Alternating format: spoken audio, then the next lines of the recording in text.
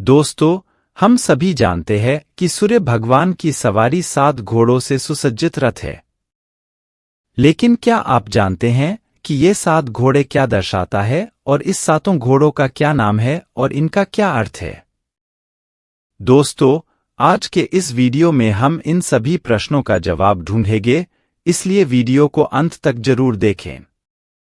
इससे पहले यदि अभी तक आपने इस चैनल को सब्सक्राइब नहीं किया है तो जल्दी से सब्सक्राइब कर ले ताकि ऐसे रोचक जानकारी आप तक आसानी से पहुंच सके। आपके द्वारा इस चैनल को सब्सक्राइब करना ही हमारे लिए सबसे बड़ा उपहार है। कहा जाता है कि ये 7 घोड़े एक रोशनी को दर्शाते हैं, एक ऐसी रोशनी जो स्वयं सूर्य देवता यानी कि सूरज से ही उत्पन्न होती है। शास्त्रों में इसका एक और कारण भी बताया गया है कि सूर्य भगवान के रथ को चलाने वाले 7 घोड़े स्वयं सूरज की रोशनी का ही प्रतीक हैं। पौराणिक तथ्यों के अनुसार सूर्य भगवान जिस रथ पर सवार हैं, उसे अरुण देव द्वारा चलाया जाता है। एक ओर अरुण देव द्वारा रथ की कमान तो संभाली ही जाती है, लेकिन रथ चलाते हुए भी वे सूर्य देव की ओर मुख करके ही बैठते हैं। सूर्य भगवान, जिन्हें आदित्य, भानु और रवि भी कहा जाता है, वे 7 विशाल एवं मजबूत घोड़ों पर सवार होते हैं।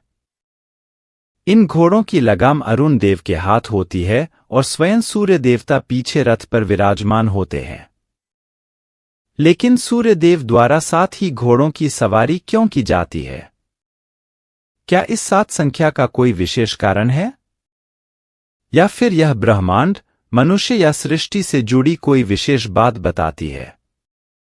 इस प्रश्न का उत्तर पौराणिक तथ्यों के साथ कुछ वैज्ञानिक पहलू से भी बंधा हुआ है। सूर्य भगवान से जुड़ी एक और विशेष बात यह है कि उनके 11 भाई हैं, जिन्हें एकत्रित रूप में आदित्य भी कहा जाता है। यही कारण है कि सूर्य देव को आदित्य के नाम से भी जाना जाता है। सूर्य भगवान के अलावा 11 भाई अंश, आर्यमान, भाग, दक्ष, धात्री, मित्र, पुषण, सवित्र, सूर्या, वरुण, वमन सभी कश्यप तथा अदिति की संतान हैं।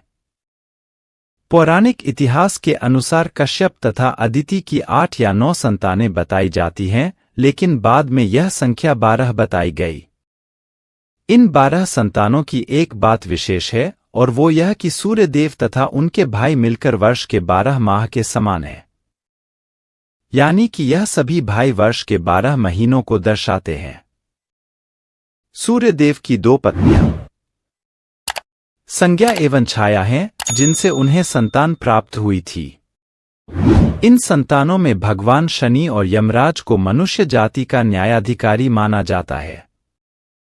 जहां मानव जीवन का सुख तथा दुख भगवान शनि पर निर्भर करता है, वहीं दूसरी ओर शनि के छोटे भाई यमराज द्वारा आत्मा की मुक्ति की जाती है। इसके अलावा यमुना, तप्ती, अश्विनी तथा वैवस्वत मनु भी भगवान सूर्य की संतानें हैं। आगे चलकर मनु ही मानव जाति का पहला पूर्वज बने। सूर्य भगवान 7 घोड़ों वाले रथ पर सवार होते हैं। इन 7 घोड़ों के संदर्भ में पुराणों तथा वास्तव में कई कहानियां प्रचलित हैं। उनसे प्रेरित होकर सूर्य मंदिरों में सूर्य देव की विभिन्न मूर्तियां भी विराजमान हैं, लेकिन यह सभी उनके रथ के साथ ही बनाई जाती है। कोणार्क मंदिर में विशाल रथ और साथ में उसे चलाने वाले 7 घोड़े तथा सारथी अरुण देव, यह किसी भी सूर्य मंदिर में विराजमान सूर्य देव की मूर्ति का वर्णन है। भारत में प्रसिद्ध कोणार्क का सूर्य मंदिर भगवान सूर्य तथा उनके रथ को काफी अच्छे से दर्शाता है। श्रीमद्भागवत पुराण में श्री शुकदेव जी के अनुसार भूलोक तथा द्युलोक के मध्य में अंतरिक्ष लोक है। इस द्युलोक में सूर्य भगवान नक्षत्र तारों के मध्य में विराजमान रहकर तीनों लोकों को प्रकाशित करते हैं। उत्तरायण, दक्षिणायन तथा विषुक्त नामक 3 मार्गों से चलने के कारण कर्क, मकर तथा समान गतियों के छोटे, बड़े तथा समान दिन रात्रि बनाते हैं।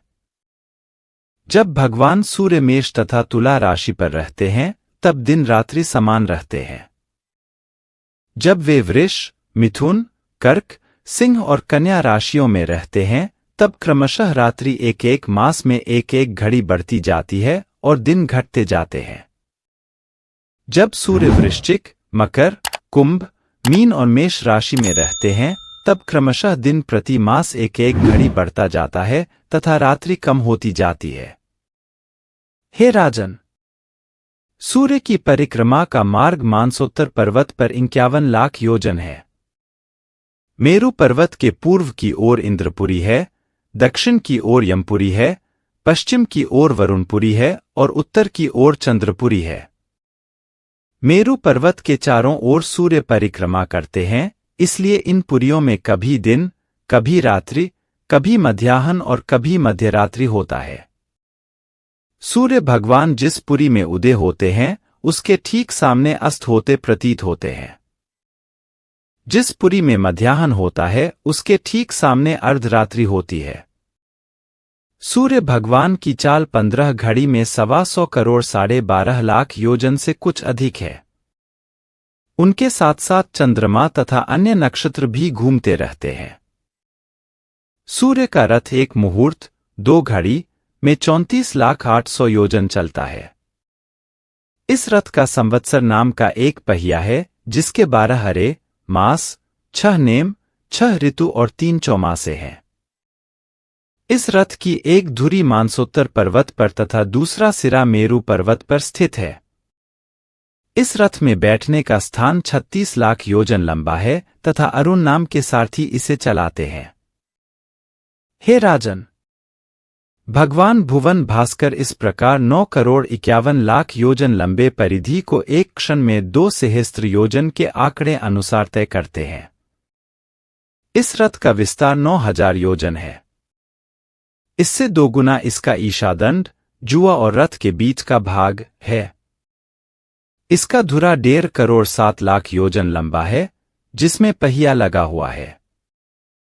उस पूर्वाहन, मध्याहन और पराहन रूप 3 नाभि, परिवत्सर आदि 5 अरे और षड ऋतु रूप 6 नेमी वाले अक्षस्वरूप संवत्सरात्मक चक्र में संपूर्ण कालचक्र स्थित है। 7 छंद इसके घोड़े हैं: गायत्री, वृहति, उष्णिक, जगती, त्रिष्टुप, अनुष्टुप और पंक्ति। इस रथ का दूसरा धुरा 45.5 सहस्र योजन लंबा है। इसके दोनों जुओं के परिमाण के तुल्य ही इसके युगार्धों, जुओं, का परिमाण है। इनमें से छोटा धुरा उस रथ के जुए के सहित ध्रुव के आधार पर स्थित है और दूसरे धुरे का चक्र मानसोत्तर पर्वत पर स्थित है। मानसोत्तर पर्वत क्या है? इस पर्वत के पूर्व में इंद्र की वसवोक्सारा स्थित है। इस पर्वत के पश्चिम में वरुण की संयमनी स्थित है। इस पर्वत के उत्तर में चंद्रमा की सुखा स्थित है। इस पर्वत के दक्षिण में यम की विभावरी स्थित है।